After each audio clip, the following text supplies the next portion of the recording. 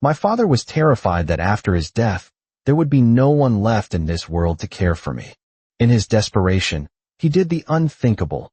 He forced the Lord Regent of the kingdom to marry into our family. From that moment on, the Regent, a man named Adam, and I became a resentful couple, bound by a tether of mutual disdain. Or so I thought. Later, when I had one foot in the grave and smiled as I tried to let him go, he forcibly dragged me back from the brink of death. He grabbed me by the collar, his face flushed red with a panic I had never seen before, and roared, "I have spent half my life raising you to be my wife. I couldn't even bear to touch you for fear of breaking you, and now you think you can just die? Try it, I dare you." I was the capital city's most famous invalid. Being sick for 3 days and bedridden for 5 was my normal routine, but those were just minor inconveniences. The most critical issue was my constitution. I was as fragile as a house of cards in a gale. Even in the sweltering heat of summer, a slight draft could make me cough until I tasted iron and blood. My father had me late in life. My mother had passed away due to complications during my birth, leaving him to raise me alone. People outside our estate often laughed, saying my father had given birth to an ancestor rather than a son, implying I required worship and care just to exist. When he heard these jests, he didn't get angry. Instead, he would grin foolishly, pride swelling in his chest as he declared, "My son is my little ancestor." I would smile along with him, though the light reflecting off his silver hair was often so piercing it made me want to weep. "Joseph," he would say, "don't listen to their nonsense. We will both live to be 100 years old." Whether I could live a long life was uncertain, but I knew my father was running out of time. He was 50 when he had me, and 20 years of relentless worry and labor had hollowed out his body. Yet, he never cared about himself. His thoughts were entirely consumed by what would happen to me after he was gone. In my condition, marrying a wife and having children was impossible. No noble daughter would look twice at a dying man. I often told him, "Father, I won't live long anyway. Let's just go together when the time comes." Upon hearing this, he would become so angry that he seemed momentarily cured of his ailments. "What nonsense are you spouting? Tomorrow, I will go and find you a match." "A match? For what?" I asked. "A husband, of course." I froze. "Father, the fever has confused you. I am a man." "What husband?" "Don't you worry." He waved a hand dismissively. "I have my ways to find you a good family. A man marrying a man had no precedent in our kingdom, let alone a sickly invalid who could expire at any moment." But my father was nothing if not resourceful. A few days later, he had someone tied up and brought before me. I looked at the handsome man, bound like a prize hog for the slaughter, and the shock caused a sharp pain in my chest. I coughed, spotting my handkerchief with blood. "Father," I wheezed, "why have you kidnapped the Lord Regent? Why is Adam here?" "He wasn't willing, so I had to tie him up," my father said, as if this were the most logical explanation in the world. He spooned medicine into my mouth while asking for my opinion. "What opinion can I possibly have?" I sputtered. "Release him immediately." "Apologize." "This is treason." No, my father insisted. "I have already petitioned the king. He has granted a marriage decree. In a few days, you two will be wed." "Father, are you mad?" I felt my vision darkening. "What marriage?" If I hadn't just swallowed the ginseng soup, I truly would have fainted. My father patted my hand gently. "It's all right. You just focus on getting married. If anything happens, I will take the blame." I was speechless. After a long silence, I stammered, "This is improper. Even if I were willing, the Lord Regent is certainly not." Thinking of the consequences, I hurriedly ordered the servants to remove the gag from Adam's mouth. I bowed my head, apologizing profusely. "Your Highness, my father is old and his mind wanders. Please forgive him." Adam dusted the dirt from his brooding, dark clothes with a look of utter disdain. His sharp, gloomy gaze swept over me from head to toe. I shivered under the intensity of his stare, thinking that he truly lived up to his reputation as the terrifying regent. His aura was cold enough to freeze the blood in my veins. Just as I thought Adam would fly into a rage and order the execution of the entire Silas family, his next words left me stunned for a long time. "Pick a date," he said. "What?" I blinked. Adam's brows furrowed, his tone displeased. "Do you look down on me?" "I wouldn't dare." I said quickly. Adam let out a non-committal hum through his nose, as if reluctantly accepting the situation, and left amidst my father's joyous farewells. I originally thought this was just a ploy by my father to make me rest easy, a comforting lie. I never expected that a few days later, a heavy, golden imperial edict would arrive, shocking me so severely that I fainted on the spot. I nearly didn't wake up. Rumors began to circulate outside that I had died. My father went out in the morning with his spear, ready for duty, but by the afternoon, he had received impeachments from the ministers. By evening, a royal decree arrived ordering him to recuperate at home. It was called recuperation, but in reality, he had been stripped of his post. Without his salary, my father worried so much he couldn't eat, terrified that I wouldn't have medicine for my next dose to keep my life tethered to this world. "Father," I whispered, "the decree has already been issued. With Adam involved, my life will be long." Because I had fallen so ill I nearly died, my father felt he had forced me too hard and didn't mention the wedding again. Coupled with other reasons, I didn't want to have much contact with Adam, so he dragged it out. Now, seeing me agree, my father let out a sigh of relief, his eyes red as he patted my hand. After the marriage was agreed upon, Adam began preparations. The two families interacted frequently, and troubles naturally followed. When spring arrived, there was a grand flower viewing banquet. I was invited as an exception. I couldn't decline, so I had to brace myself and go. Immediately upon arrival, several young noblemen who harbored secret affections for Adam, yes, noblemen, began to slander me with all sorts of insults. I didn't care about their words regarding me, but I could not tolerate them insulting my father. I grabbed a teacup from the low table and smashed it toward them. The noblemen were unconvinced of my threat and became even more unrestrained, pulling and kicking me until I fell to the ground. The smell of blood and the heat of rage rushed to my head simultaneously. Summoning every ounce of strength in my body, I picked up a decorative rock and smashed it into the nearest attacker. Usually, I barely had the strength to breathe, yet fueled by adrenaline, I knocked the man unconscious. The frightened noblemen screamed that they would report me to the authorities. My vision went black, and I felt a terrible cold spreading through my limbs. I felt like I was dying. Suddenly, my wrist was gripped with crushing force. Adam's face, dark as ink, crashed into my blurred vision. His angry words pierced my eardrums. "Are you crazy?" Before I could retort, I fainted. It felt as though I had walked through the gates of hell. My body was in agony. When I woke, Adam was leaning against a folding screen, his arms crossed, watching me coldly. "You almost died," he said flatly. "Where is my father?" I tried to climb up, but the sound of iron chains clinking came from my wrist. Because I had no strength to stand, my ankles had been spared the shackles. "You are the one who is crazy," I hissed. Adam's face turned ugly. He seemed to squeeze the words out through clenched teeth, suppressing his rage. "I will not marry a dead man. Look at you now. Isn't this all thanks to your own foolishness? What right do you have to lecture me so high-handedly?" I held back my anger and spoke with sarcasm.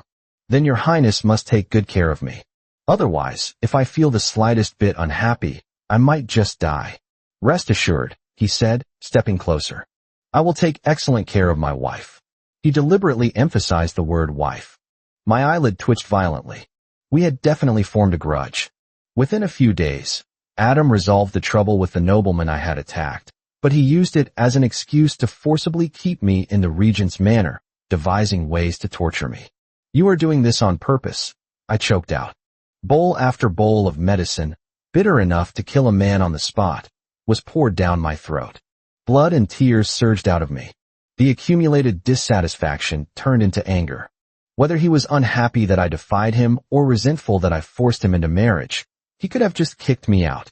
There was no need to spend every day painstakingly pouring this vile liquid into me. I lay on the edge of the bed, gasping for large breaths of air, glaring at Adam. He kept a straight face, his gaze falling on the unfinished bowl. This lunatic was going to force me to drink it again. I had no energy to struggle. The pain of impending death crushed my last bit of consciousness. In my chaotic state, it felt like my teeth were pried open, and I was choked awake again. The stench of vomit filled the room. Adam, his face tight, turned and stormed out. Good, I thought bitterly. Ideally, You should never come back, I thought purely out of spite, but my body hovered on the edge of death once more. When I finally woke up, it was several days later. Adam no longer forced me to drink medicine, but he started forcing me to eat. I had no appetite at all. Just smelling the food made me want to retch. Eat it, Adam urged repeatedly. I frowned, looking at the steaming porridge made from bone broth before me, unmoved. Let alone porridge, I couldn't even drink water. My dry, cracked lips moved slightly. Adam weighed his options for a long time before speaking. If you eat properly, I will let you see Lord Silas. Is that a promise? I rasped. A promise. I licked my lips, tasting blood. Just as I was about to use my trembling hands to pick up the spoon, Adam clicked his tongue impatiently. He scooped up the hot porridge and fed me himself. Seeing I wouldn't eat immediately, he brought it to his lips and blew on it. Delicate, he muttered. You really are delicate. Even being held in your father's heart, you are always sick, unable to survive without someone serving you. After finishing the porridge, I feared he would go back on his word. I want to see my father. I will invite him tomorrow. You said that yesterday. He is busy with official duties, I argued. I waited a whole day, then the next day, and the day after that. You keep saying tomorrow, tomorrow. You never intended to invite him. I was about to throw a fit when the metallic taste surged up my throat again. I instantly soaked my handkerchief in red. Don't touch me. Let me. Cough, cough. Let me down. Cough, cough, cough. Adam played deaf and dumb. He carried me into the inner room and chained me to the bed again. I shouted hysterically, but Adam remained silent throughout. He waited until the royal physician entered and confirmed that my outburst hadn't critically damaged my body before he looked down at me from his towering height and announced the wedding date. The wedding is tomorrow. Don't let the wife run away. Who wants to marry you? You. Cough, cough. Before I could finish my sentence, Adam had disappeared. The royal physician shook his head helplessly. Master Joseph, just take your medicine and listen to the regent. When had I not listened? The terrible medicine, the nauseating porridge. Hadn't I consumed them all? But what use was it? I couldn't even see my father. It had been half a month. Not a single message. I couldn't sit still and wait for death any longer. Just past the hour of the dragon, when the sky was still hazy with dawn light, the maids came in to help me change. Fearing I was plotting something, Adam watched me personally. If not for the evening banquet requiring him to entertain guests, he would have likely glued his eyes to me every second. I had prepared myself for mutual destruction. When Adam pushed open the bedroom door again, I tightened my grip on the hairpin in my hand. But before I could strike, my wrist was suddenly seized. When I came to my senses, the hairpin was in Adam's hand. Do you want to kill me? Or do you want to kill yourself to threaten me? The red veil was ripped away. The flickering candlelight swallowed half of Adam's body into the darkness, obscuring his expression. A terrifying pressure lowered the temperature in the room. I didn't want to look at him. I blindly pulled off the head ornaments, intending to sleep. Suddenly, Adam squatted down. As he took off my shoes, he explained, "Recuperate well. In 3 days, I will take you back for the traditional home visit." Too late, I whispered. I grabbed a sharp ornamental hairpin from the bedside table and stabbed it toward my own neck, piercing the skin and drawing blood. The world spun. Adam tackled me, pressing me into the mattress, his eyes dark and gloomy. Joseph, it was the first time he called me by my name. Inexplicably, I felt a flicker of fear. But the sword was already drawn. There was no turning back. My left hand grabbed the hairpin and stabbed toward him again. Regrettably, I failed. Both my hands were pinned firmly by him. A crack appeared in Adam's cold expression. Assassinating your husband twice on your wedding night? My wife is truly bold. As he spoke, he flipped me over. A bad premonition crawled up my spine along with the heat of his chest. I panicked. Adam, you can't touch me. Even if it was a marriage granted by the king, I didn't think Adam would make it real. At most, we would maintain a superficial relationship. I never imagined he actually intended to touch me. His hand gripped my waist. I trembled all over, raising my voice to shout. Adam, tonight is the wedding night for me and my wife, he whispered, his hot breath scalding my ear. Even if I were to devour my wife until no bones were left, it would be entirely reasonable and legal. I was burning with anxiety, tears pricking my eyes. In desperation, I bit down hard on Adam's arm. He let out a muffled grunt, but only held my waist tighter. I was about to cry. Adam pressed his lips against my temple, his tone leveling out into something surprisingly gentle. Relax. I will take it slow. Looking back on my 20 years of life, there had never been a moment more terrifying than this. But I had no strength to struggle. It was as if all the energy had been drained from my body. I couldn't even keep my eyelids open. Suddenly, hurried footsteps sounded from outside. A servant reported urgently, "Your Highness, the king has summoned you." Adam's face turned instantly cold. He let go of me and strode to the door, but then turned back. The hand he reached out hovered in the air, but ultimately didn't land on my head. "I will be back in 3 days." Wait obediently in the manner. He really intends to take me home, I thought, half believing, half doubting. But 3 days later, Adam did not return. Perhaps something had delayed him. I comforted myself with this thought, suppressing my worry as I waited a few more days. Still, he did not return. The personal guard Adam had left to care for me was evasive when I asked questions. I was certain something had happened. First my father, now Adam. I was next. Sure enough, a few days later, I was summoned to the palace. Queen Isabella sat elegantly on the phoenix throne, resting her head on her hand as she napped. It wasn't until the sun began to set that she finally spoke slowly. "Does the regent's wife have nothing to ask this palace?" I struggled to lift my head, my vision dark and chaotic. "Where is the regent?" Queen Isabella laughed, a sharp, cutting sound. "They say the regent and his wife are like fire and water, full of conflict. Seeing you today, you seem quite affectionate." The pain of suffocation radiated through my chest. I dug my fingernails into my thigh, forcing myself to stay awake. I had to see Adam before I fainted, otherwise, I would have to wait days again. In my daze, the smell of rust and iron filled my nose. Before I could speak, the queen looked toward the entrance. "Joseph," it was Adam. He had come. I tried to crawl up, but having knelt for an hour, my legs felt as heavy as if they were filled with lead. My body, which had been holding on by a thread, could no longer endure. I vomited a large mouthful of black blood. Immediately after, my eyes rolled back. Adam rushed over before I hit the floor. His familiar body heat seeped through his clothes. Relieved, I closed my eyes. Good. I saw him. Adam took me back to the regent's manor. Fearing I would worry, he kept his explanation short. "Your father is fine." I let out a breath I didn't know I was holding. "And you?" Adam raised an eyebrow. "You don't hate me anymore?" "I hate you to death," I muttered. "If I hadn't gotten involved with you, I wouldn't be going through any of this.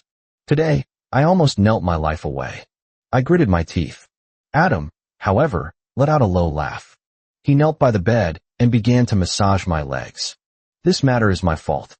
I apologize to you." The calluses on his hands rubbed against my skin, causing a strange, tingling itch. I shrank back, wanting to hide. "Don't hide." Caught in his firm grip, how could I hide? The medicinal ointment generated heat under the friction. Adam massaged with moderate strength, looking up at me from time to time. "What do you want?" I covered my face, alert. Adam smiled. "I realized my wife has become beautiful again." "Be beautiful." I stammered. "I am a man." "What beautiful?"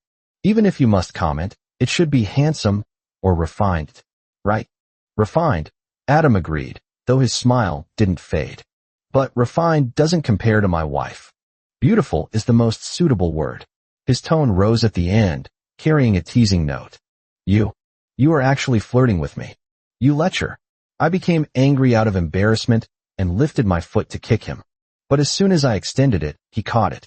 Adam rubbed his thumb gently over my ankle. The warmth transmitted from his hand slowly rose up my leg. I nervously clenched the corner of my clothes, afraid he would suddenly do something untoward. After a long time, Adam finally looked away and ruffled my hair. "Tomorrow, I will take you for the home visit." I nodded dully. This time, he did not break his promise. He prepared many gifts for the visit. There were 10 horses alone. I hadn't seen my father for nearly a month. He looked even more haggard. His cloudy, aged eyes held layers of new frost. "Joseph is back? Let father take a good look at you." He tried to control his trembling hands, but the faint smell of medicine and blood on his body couldn't hide the truth from me. My father had indeed been injured. I lowered my eyes and used homesickness as an excuse to stay for the night. Adam picked up a quilt, intending to sleep on the floor. I stopped him. You sleep up here. I have questions for you. I wasn't sure if he would answer, but I needed to know the key information. My father and Adam were definitely in trouble because of factional strife. Currently, the Crown Prince, Prince Charles, and the King's brother, Duke Victor, were fighting openly and secretly. The court seemed calm, but undercurrents were surging. Years ago, to cure my illness, my father had been forced to side with the fifth prince, Henry. And Prince Henry was part of Duke Victor's faction. Naturally, the Silas family was labeled as Duke Victor's men. Adam, though officially neutral, was the regent. His every move influenced the choice of the future monarch. His summons to the palace was likely the king discussing succession with him. As for Queen Isabella, perhaps she wanted to threaten him indirectly through me. What does my wife want to ask? Adam sat on the edge of the bed. At close range, I saw the dark circles under his eyes. On the day of the flower banquet, was my father taken away? What else? I glared at him. Seeing that I had guessed it, he didn't hide it. Between Crown Prince Charles and Duke Victor, who do you favor? I want to save people, I said. I just hope my father is safe. Factional struggles always end in rivers of blood. When the new king ascends, I don't know how many old ministers will be left. But this concerns the foundation of the country. It's not as if whoever I wish safety upon will be safe. What about me? What about you? Adam leaned closer, his gaze locking onto mine, determined to get a satisfactory answer. I frowned, a nameless fire rising in my chest. Now you want me to care about you? Why didn't you think to tell me anything before? Your health is poor. The less you know, the better. Then why did you agree? What? Why did you agree to marry into my family? You could have stopped my father. Even if the king fears your power, he would never have forced you to marry into a common noble house as a son-in-law. Even if he forced you, he wouldn't have chosen me. Adam's expression became serious. I continued, you have already pulled me into the chess game. Unless we hadn't married, I would have no good ending, even if I knew nothing. If you say you aren't plotting something, I don't believe it. A subject like you, unless heavily relied upon by the king, could never stay in the palace for days and come out unharmed. Drink some water. He handed a cup to my eyes. I was indeed thirsty. Too lazy to lift my hand, I leaned forward and drank from his hand. Belatedly realizing I had been distracted, I glared at him fiercely. Adam smiled slightly. Those are unimportant matters. If there is something vital, I will surely not hide it from you. A dog's mouth can't spit out ivory, I thought. I didn't believe him. The next day, we returned to the regent's manor. Waiting for me was more bitter medicine. Looking at it made me angry. I won't drink it. Don't think you can force me. Adam paused, his tone meaningful. If my wife doesn't drink, how will he live? I don't want to be a widower for the rest of my life. Speaking of which, I remembered the news I heard in the palace. Just as I was about to ask, a servant reported, Your Highness, Your Grace. The Crown Princess has sent an invitation. Immediately after, another servant reported, The Duchess of Ning has sent an invitation. Opening them, both said they were unwell and wanted to ask me for advice on recuperation. These were excuses. In reality, they wanted to start with me to slowly reel in Adam. We had to go, but the timing was difficult. Same day, same time. Going to either house was inappropriate. My wife is weak. Decline them all, Adam decided swiftly. But if there is a first time, there is a second. We couldn't refuse every time. I tugged at his sleeve and told him my plan. Adam narrowed his eyes. To marry such a clever wife is my honor. As a reward, drink 2 more bowls. You bite the hand that feeds you. The servant sent the reply according to my instructions. On the agreed day, the Crown Princess and the Duchess arrived early. However, they were overwhelmed by the smell of bitter medicine filling the room, unable to speak. I wiped blood from the corner of my mouth, looking half dead. Please forgive me, ladies. This subject really must drink it. Just as the 2 ladies were about to speak, a maid brought another steaming bowl of medicine. The domineering, fierce bitterness mixed with the heat was nauseating. I held back the urge to vomit, closed my eyes, and swallowed bowl after bowl. By the time I finished the last one, it was noon. I led them to the dining hall. On the way, we chatted sporadically. Several times, The conversation turned to the Crown Prince and Duke Victor, but I glossed over it with coughing fits. Then the topic turned to my father. I looked worried. The two ladies, thinking I was about to say something important, leaned in close. I clutched my handkerchief tight. I don't know how the words I meant to speak turned into black blood. I fainted and fell to the ground. The maid rushed over, screaming, "Oh no! The master has been poisoned. Call the royal physician. The master is poisoned." The entire court was watching the regent's manner. My poisoning caused a stir. Some said I staged it to escape involvement. Others said I was truly poisoned to bait Adam into revealing his hand. Regardless, for a short time, the regent's manor was no longer caught between a rock and a hard place. However, a few days later, urgent reports came from the border. Foreign enemies had invaded again, breaking through 3 cities in a row. The court urgently needed a capable general to lead the army. If he won, he would achieve great merit and win the hearts of the people. Surprisingly, neither the Crown Prince nor Duke Victor stepped forward. Instead, both recommended Adam. Whether it was the Crown Prince's faction or Duke Victor's, they needed Adam's support to gain the upper hand. Now, by sending Adam thousands of miles away from the capital, did they have other help, or had they decided to force the palace directly? Others might not know, but Adam told me the king was running out of oil. He wouldn't live much longer. Despite this, the king had left no will. The general consensus was, whoever grabs the throne, keeps it. Perhaps the Crown Prince and Duke Victor thought of this too and decided to act early. But I felt it wasn't that simple. Adam. The king had issued a decree for Adam to march overnight. Torches lit up the manor. I anxiously grabbed his sleeve. 100 thoughts rushed to my lips, but only one sentence came out. "I will wait for you to come back." Adam smiled and rubbed my head. He mounted his horse and disappeared into the night. He was gone for half a month. Victory reports came frequently. I thought Adam would return triumphantly soon. But another half-month passed with neither victory nor defeat reported. I sent people to deliver letters, but even the messengers didn't return. Natural disasters and man-made calamities aside, total silence was terrifying. I became increasingly restless, unable to visit the front lines. I tossed and turned every night. Another month passed, still no news. Just as I prepared to go home to ask my father, he arrived in his official uniform to pick me up. "Joseph, let's go home." The late autumn rain was wrapped in winter's chill. I was cold, my breathing tight.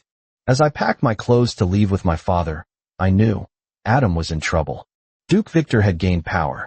Before long, the capital would change drastically. On the day of light snow, the last semblance of peace was shattered. The Crown Prince and Duke Victor began a bloody struggle for power. One wrong word in court could lead to blood splattering 3 feet. Light punishment was cutting out tongues.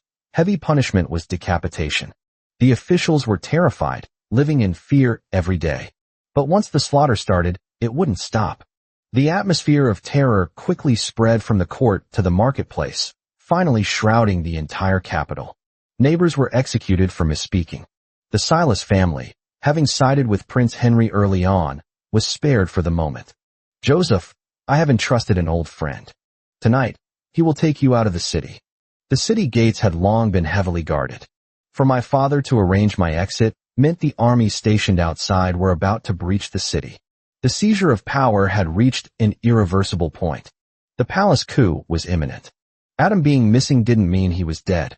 My father shouldn't have to bear the brunt of this. "I have to stay alive and wait for Adam to return," I said. "As long as he returns, everything will be fine." I packed my luggage, waiting for nightfall. But seconds before leaving, the Imperial Guard surrounded the Silas estate. The eunuch serving Queen Isabella stepped forward, surrounded by soldiers. By order of the Queen, all wives and children of officials must enter the palace for refuge. This wasn't refuge. At this critical juncture, entering the palace meant becoming fish on the chopping block. My father wanted to resist the decree. I hurriedly stopped him. "Father, I will take care of myself. You must stay safe too." Boarding the carriage, I clutched the dagger Adam had left me. He had said, "If you encounter danger, use it. Saving your life is the most important thing." Overnight, all the families were placed in the side halls. The next evening, the Queen summoned me. Delicacies filled the table. My stomach, empty for a day and night, rumbled. Why doesn't the regent's wife eat? Queen Isabella asked, still resting on the phoenix throne. I couldn't wait any longer. Does your majesty have news of the regent? What does Joseph think? The regent is blessed by heaven. He is surely still alive. The queen smiled. A maid presented 2 pills. The queen's voice, lazy but cold, rang out. Red is poison. Black is a sugar pill. Whether the regent returns alive depends on your choice. Can your majesty guarantee the regent will return alive? The queen smiled without speaking. I hardened my heart and swallowed the red poison. Without my regular medicine, my body was already weaker than before entering the palace. The poison flared up every 2 hours. At first, it was just dizziness, then weakness in my limbs, and finally, I was bedridden. The maids only delivered meals and cleaned up. What went in was tasteless porridge. What came out was clothes stained with black blood. It felt like my internal organs were being crushed. My chest felt pierced by thousands of needles. Every breath made me wish for death. But I couldn't die. My father was waiting for me. I could only pray silently, over and over. I don't know how many days passed. Iron hooves shattered the palace walls and pushed open the hall doors. The weeping families cried tears of joy. But when they saw the leader of the army, their cries turned to despair. Duke Victor had lost. The crown prince had won. He would purge all rebels. The Silas family would be executed. I couldn't hold on any longer. I spat out black blood and fainted. My consciousness fell into a bottomless black hole. Nothing existed. After a long time, I heard voices. Adam, as long as you marry my daughter, I will release the Silas family immediately. Of course, the antidote will be included. Asterisk Adam. He came back. Asterisk I wanted to open my eyes to look at him, but my eyelids weighed 1,000 pounds. When I finally opened them, it was already the end of the year. I hadn't died. Adam had made the deal. Come, drink some water. Adam helped me up, letting me lean against him. He must have fought his way back alone through a forest of spears and rain of arrows. His hands were covered in scars, and his body carried a heavy scent of medicine and blood. The warm water revived me slightly. Before I could speak, he said, Joseph, tomorrow I will send you home. I made a deal with Crown Prince Charles. I can only save you if I marry his daughter. If there is something vital, I will surely not hide it from you, he had said. I forced the corners of my mouth up. I endured the pain and picked up a brush. My father had forced him into our marriage to begin with. Regardless of what the king thought, it had been a mistake from start to finish. Now that things were back on the right track, I had no reason to keep him. Besides, he had saved the Silas family. Before I could write my name on the divorce papers, a cough caught me off guard. Black blood poured from my nose and mouth, staining the paper. In an instant, I felt my soul leaving my body. Strange shadows danced before my eyes. I collapsed into his arms, weak. Seeing his brows knit tightly in worry, I suddenly felt less sad. If I survived, Father would take me away from the capital. Maybe back to Mother's hometown. We wouldn't return. Father had worked hard all his life. He could finally rest. Adam could freely choose his path. Wait, I thought dizzily. Asterisk, he has to marry the new emperor's daughter. That's still better than being married to an invalid with 1 foot in the grave. Asterisk, I thought wildly, deciding this result wasn't bad. But before I lost consciousness completely, the bitter-as-death medicine was poured into my mouth again. I coughed up tears, complaining weakly. We are divorced. Why are you still taking revenge on me? Adam's face was terrifyingly dark. He grabbed me by the collar and used his own mouth to transfer the medicine into mine. I turned pale with shock, struggling to push him away, but he held me tight. He was flushed red with panic. I have spent half my life raising you to be my wife. I couldn't even bear to touch you, and now you want to die? Try it. I was hurt by his grip. I hadn't processed his words. Say that again. I didn't hear clearly. Adam fell silent, his eyes holding an obscurity I couldn't read. Suddenly, he rested his head on my shoulder, his heavy sigh hitting my skin. I looked down, confused, hearing his muffled voice. Joseph, marrying the princess is just part of the plan. I won't let you go. And don't you dare die. I frowned. You have another plan? Adam looked up, touched my head, then my face, and finally held my icy hands. His warmth and soft voice transferred to me. Sending you home is the safest option. The divorce is just to gain Prince Charles's trust. When this ends, I will marry you properly with an 8-bearer sedan chair. Until I was delivered into my father's hands, I still didn't understand his plan, or why he suddenly called me Joseph so intimately, or what he meant by raising me for half a life. My father saw my confusion. While we had time, he explained everything from the beginning. The day I was born, the imperial astronomer calculated that my life and death were tied to the nation's fate. If I lived, the country would prosper. If I died, it would decline. And Adam, as another key figure determining the nation's destiny, had a fated symbiotic relationship with me. Simply put, he largely determined whether I lived or died. So, when I was judged unlikely to live long at birth, Adam practically moved the royal hospital to my house. He spent countless days and nights finding a way to extend my life. Later, considering that secrecy ensures success, he began sending medicines secretly. 100-year-old ginseng, snow lotuses from the heavenly mountains. He sent them as if they cost nothing. As for where the medicine came from, often, Adam bought it with his own money. If he couldn't buy it, he gathered it himself. Once, he went missing for half a month gathering herbs. I needed medicine urgently. My father heard Prince Henry had that specific herb and went to beg him. Coincidentally, aside from the astronomer, the king, Adam, and my father, no one knew this secret. Yet Prince Henry helped. Regardless, I survived. Since then, Adam became even more attentive, buying high-priced herbs. Some grew only on the southern borders, so while gathering herbs, he casually suppressed local rebellions, managed floods, and solved plagues. In short, before I was forced into the palace, every dose of medicine I took was meticulously prepared by Adam. As for food, clothing, and shelter, my father's meager salary could only sustain basic living, so Adam covered most of that too.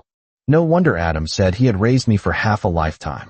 As for the wife, comment, my father didn't know when Adam started liking me.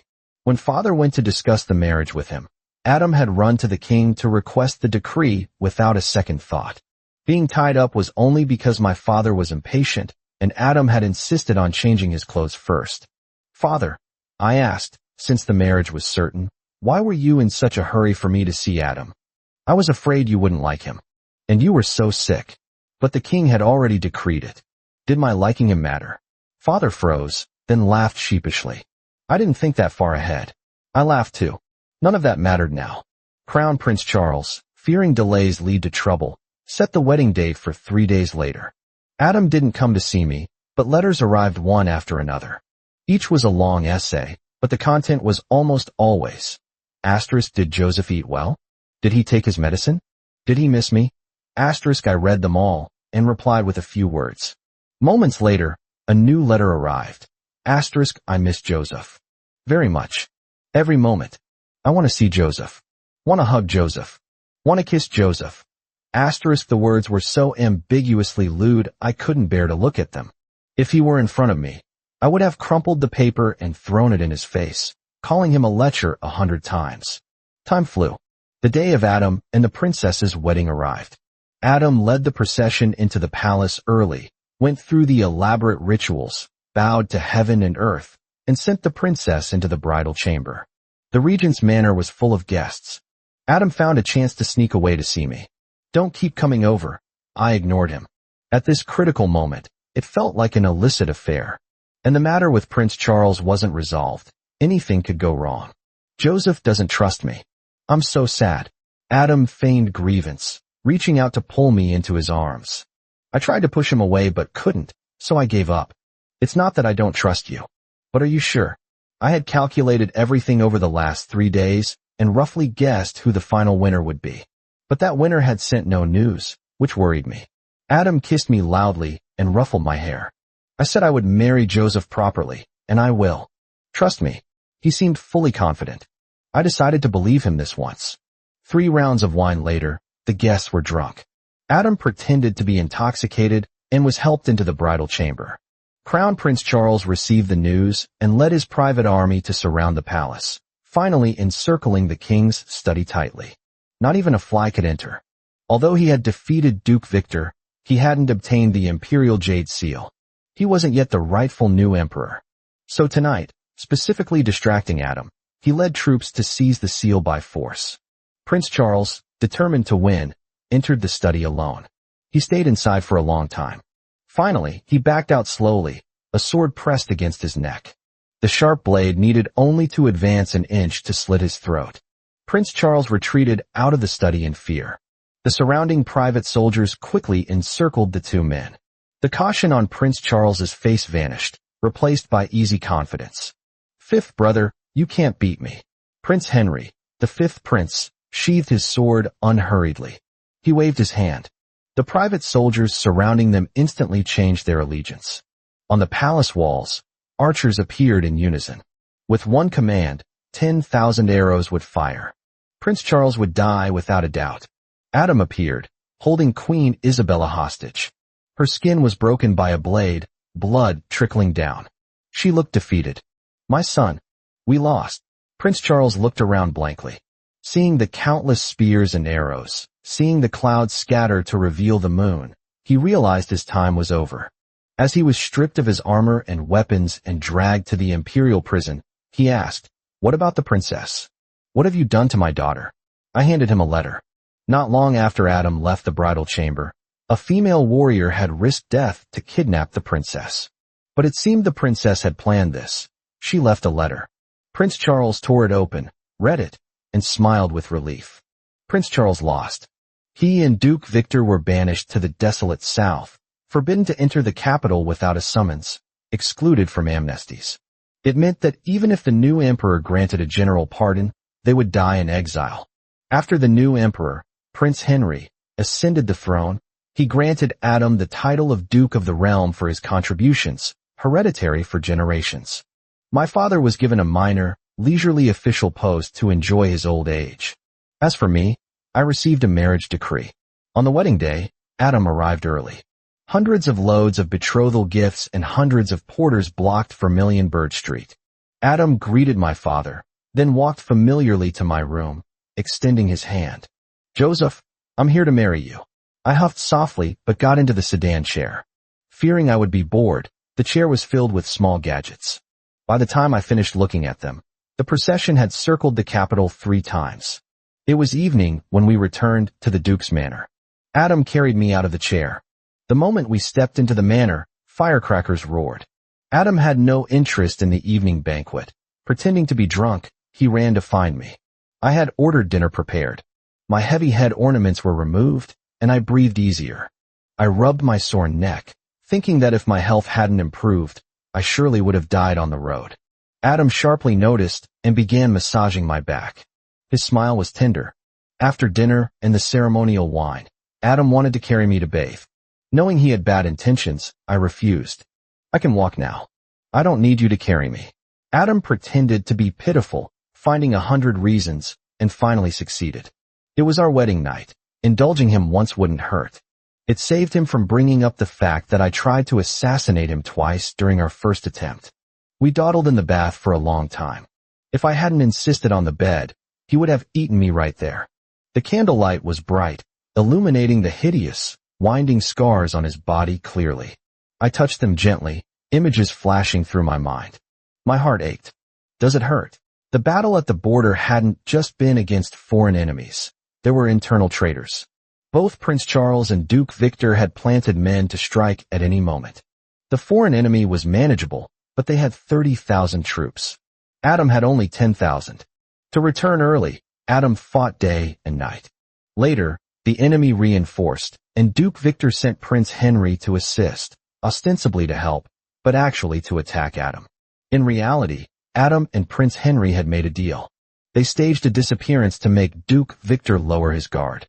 Queen Isabella, sensing something wrong, poisoned me to force Adam out.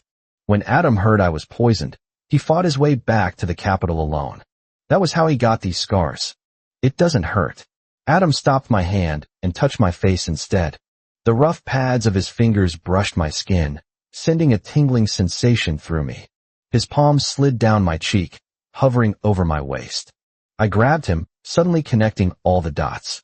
Queen Isabella is the mother of both Charles and Victor. Whoever won, she would be the Empress Dowager. She didn't need to probe you through me. The only threat to her was Prince Henry. She suspected Henry was the mantis stalking the cicada, unaware of the oriole behind. Poisoning me was to prove if your disappearance was a smokescreen. If you came out, it meant Henry had failed to kill you or joined you. Joseph is truly clever. Adam smiled and kissed my cheek. His hands, unbeknownst to me, had undone my clothes. Sitting astride him without a stitch of clothing, meeting his gaze, was truly embarrassing. I lowered my eyes, unwilling to look at him. I don't want this. Didn't Joseph say his legs were better?